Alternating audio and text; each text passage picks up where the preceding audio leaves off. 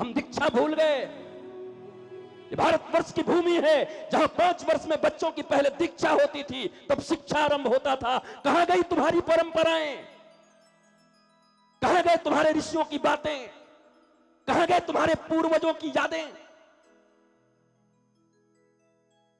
अभी महाराज जी तो बच्चा है, अभी कोई धर्म कर्म करने का समय है क्या? कब है?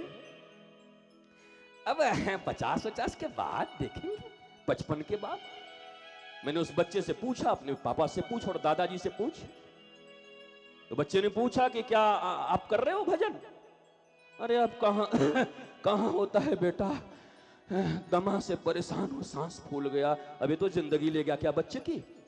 बचपन में मना कर दिया कि बुढ़ापे में करना है, 10 साल में मत करो, पढ़ना है, 20 साल तक तुम्हें पढ़ना है, 20 से 30 तुम्हें गृहस्थी करनी है, 30 से 40 बच्चों के ऊपर ध्यान देना है, 40 से 50 ये समय होता है जब तुम लोगों के लिए, परिवार के लिए पैसा जमा कर दो, और 50 से 60 के बाद कलयुग की स्थिति है कि 60 साल आते आते आंख काम नहीं करती, दांत काम नहीं करते, आंख काम नहीं करते, अनंत रोग आ जाते हैं, और अब तुम कहते हो भजन करोगे।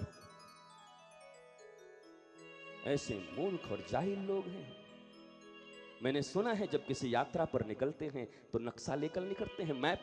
कभी सुना है दुनिया में कि पहुंचने के बाद तो मैप खोज रहे हैं कि मैप कहां है? पागल हो गए। इस जीवन की जब शुरुआत हो रही थी, जब 5 साल के थे, तब बच्चे को मैप दे दिया होता, सदगुरु के द्वार पर बिठा दिया होता, किसी संत के पास बिठा दिया होता, मैप दे दिया होता, उस मैप के अनुसार अगर चला होता तो जीवन की विद्या भी श्रेष्ठ पाता और जीविका की विद्या भी श्रेष्ठ पाता। पर हम सुन सकते, मैं जानता हूं हम सब सुनेंगे, आपको शायद अच्छा भी ना लगे, और कल से शायद अवॉइड भी करोगे। बहुत कड़ा बोलता है भाई, बहुत, इतना हार्ड मैं नहीं सुन सकता।